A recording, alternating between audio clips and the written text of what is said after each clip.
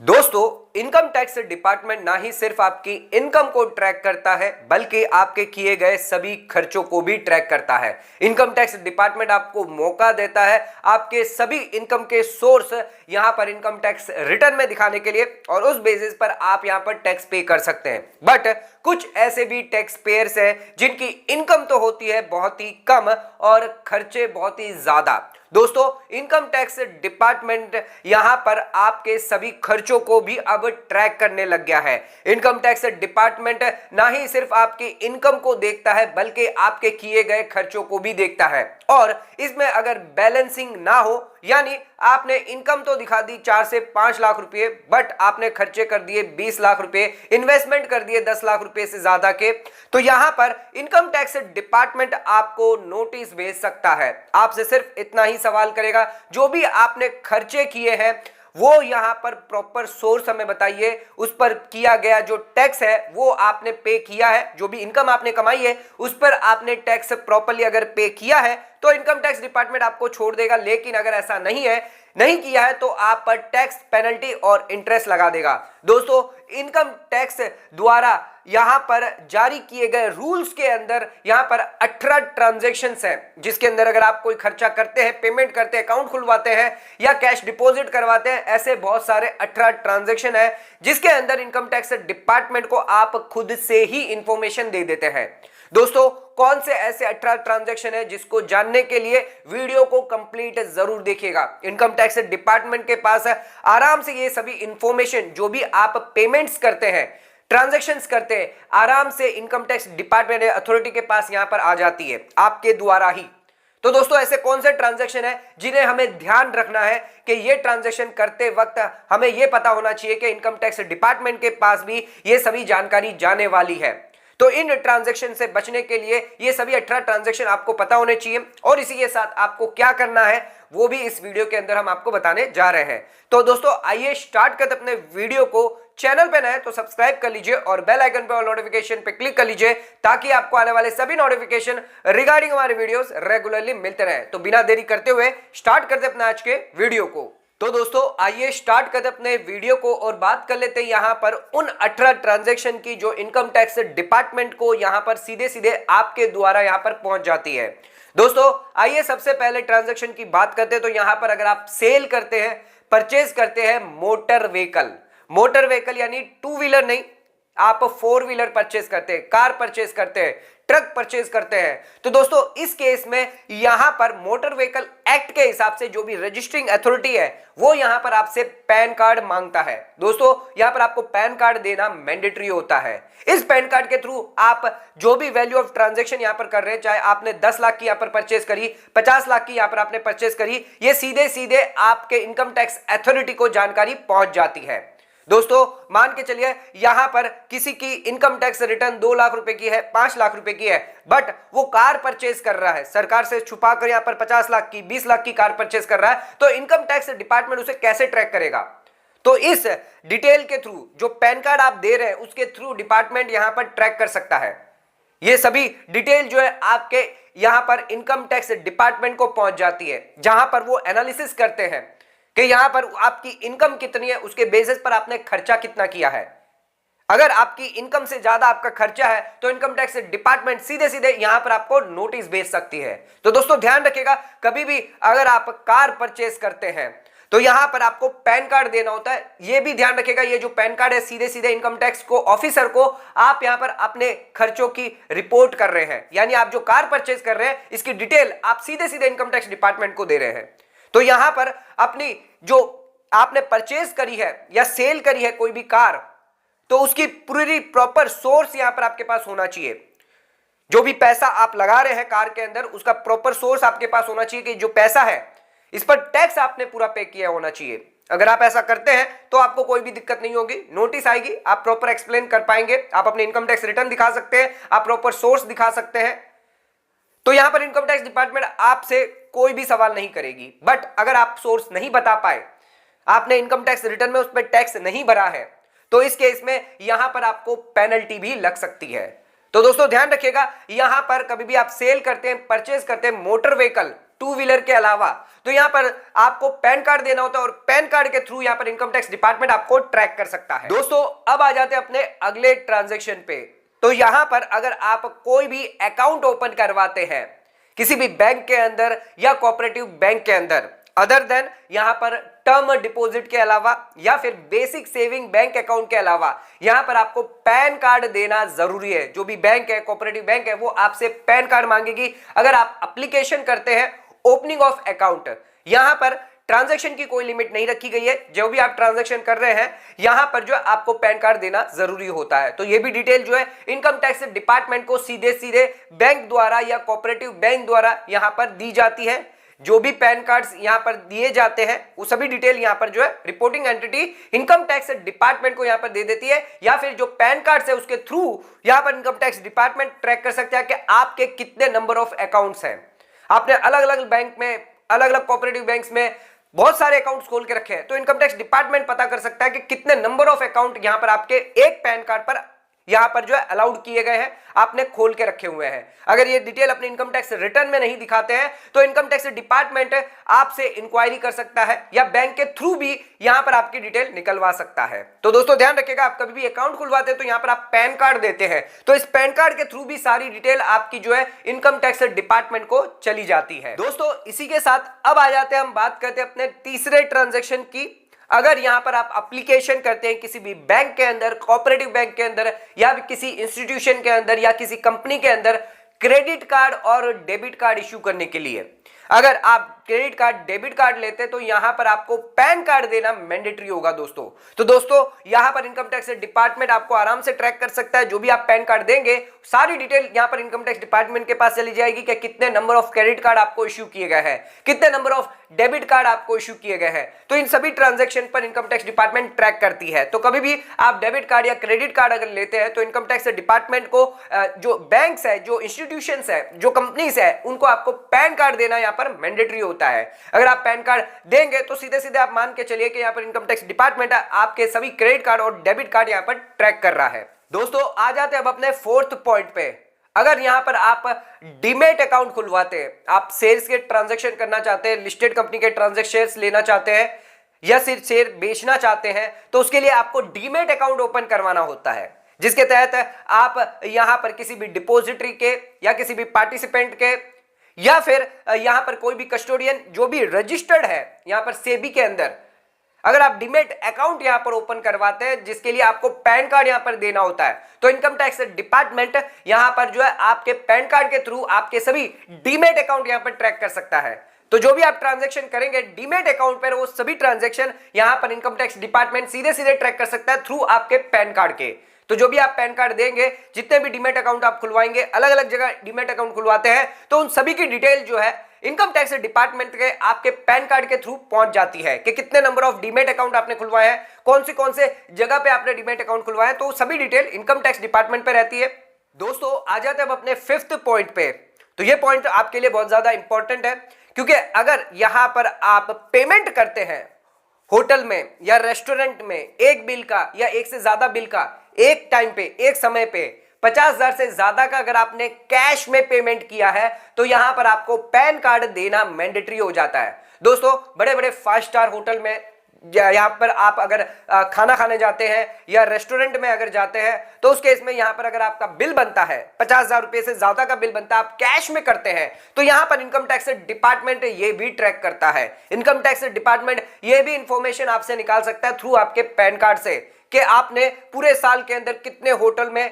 50,000 से ज्यादा करके आपने कैश पेमेंट किया है। दोस्तों इनकम टैक्स डिपार्टमेंट आपके सभी खर्चों को ट्रैक करने के लिए यहां पर जो आपके पैन कार्ड यहां पर लोड किया गया है, इस पैन कार्ड के थ्रू आपको यहां पर जो है कभी भी अगर आप होटल में जाए, रेस्टोरेंट में जाए, तो यहां पर 50,000 से ज्यादा का अगर आप कैश पे करते हैं तो यहां पर आपको पैन कार्ड देना मैंडेटरी होता है। तो ध्यान रखिएगा, कभी भी कोई होटल में अगर आप जाते हैं, रेस्टोरेंट में जाते हैं, तो 50,000 से कम का ही कैश पे करिए, अदरवाइज आप ऑनलाइन ट्रांजैक्शन करिए। एंड जो भी आप ट्रांजैक्शन कर रहे हैं, जो भी आप पैसा यहां पर पे कर रहे हैं, ये जरूर देख लीजिएगा कि यहां पर आपकी इनकम से मैच हो रहा हो। अगर आपके खर्चे इनकम से मैच नहीं हो रहे हैं तो इनकम टैक्स डिपार्टमेंट आपको नोटिस जरूर भेज सकता है। दोस्तों आ जाते हैं अब अपने 6th पॉइंट पे। तो यहां पर अगर आप ट्रैवलिंग करते हैं फॉरेन कंट्री में, तो यहां पर आप पेमेंट्स करते हैं, कैश पेमेंट करते हैं, 50,000 रुपए से ज्यादा का कैश पेमेंट आपने कर दिया फॉरेन ट्रैवल के लिए, या फिर आपने फॉरेन करेंसी यहां पर परचेज कर ली किसी भी समय एक टाइम पे, तो यहां पर अगर आप परचेज कर रहे हैं फॉरेन करेंसी या फॉरेन ट्रैवल करते हैं और 50,000 रुपए से ज्यादा का कैश पेमेंट करते हैं, तो यहां पर आपको पैन कार्ड देना मैंडेटरी होता है। तो यहां पर जो भी ऑथराइज्ड डीलर है जिसके थ्रू आप फॉरेन ट्रैवल कर रहे हैं,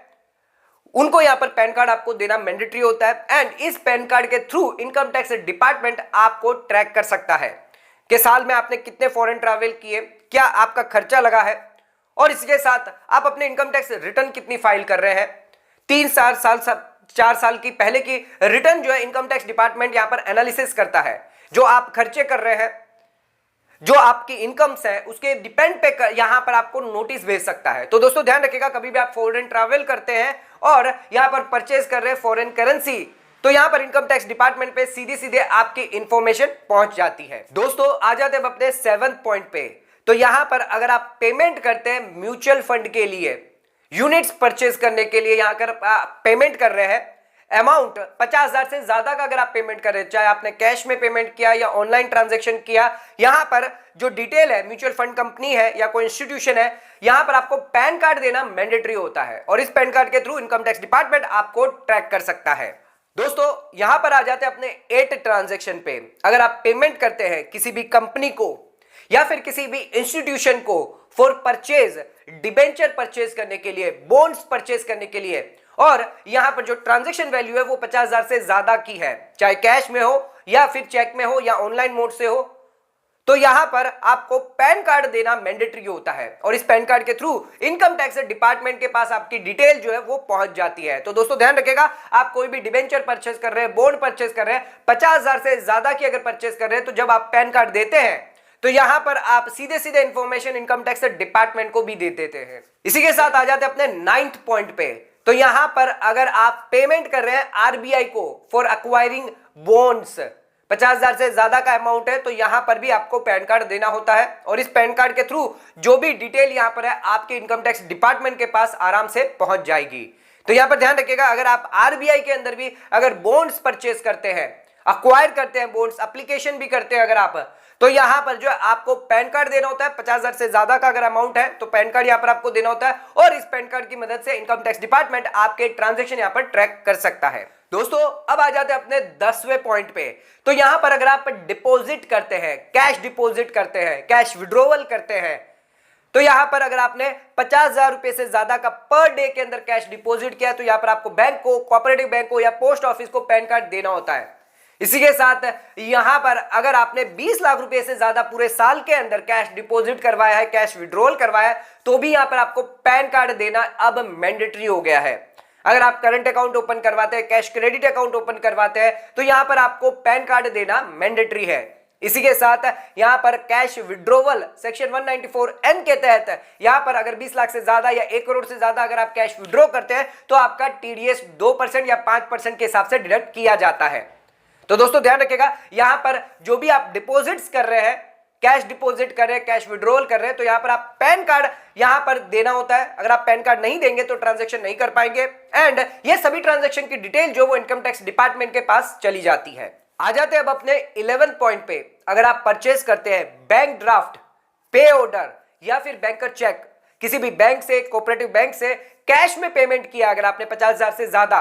किसी भी एक समय पे, तो यहां पर आपके पैन कार्ड देना यहां पर मैंडेटरी होता है। दोस्तों इसी के साथ आ जाते हैं अपने 12th पॉइंट पे। अगर आप टर्म डिपॉजिट करवाते हैं यानी फिक्स डिपॉजिट करवाते हैं किसी भी बैंक के अंदर, पोस्ट ऑफिस के अंदर, कोऑपरेटिव बैंक के अंदर, निधि कंपनी के अंदर, यहां पर आप फिक्स डिपॉजिट यानी टर्म डिपॉजिट करवा रहे हैं, तो ध्यान रखिएगा, यहां पर अगर 50,000 से ज्यादा की डिपॉजिट करवाते हैं तो यहां पर आपको पैन कार्ड देना होगा, या फिर अगर पूरे साल के अंदर एग्रीगेट 5 लाख से ज्यादा की अगर फिक्स डिपॉजिट करवाते हैं तो भी यहां पर आपको पैन कार्ड देना मैंडेटरी होगा। और जो भी पैन कार्ड आप देंगे बैंक को, कोऑपरेटिव बैंक को, सीधे सीधे यहां पर इनकम टैक्स डिपार्टमेंट इनको ट्रैक कर सकता है। अब आ जाता है अपने 13 पॉइंट पे। तो यहां पर अगर आप पेमेंट करते हैं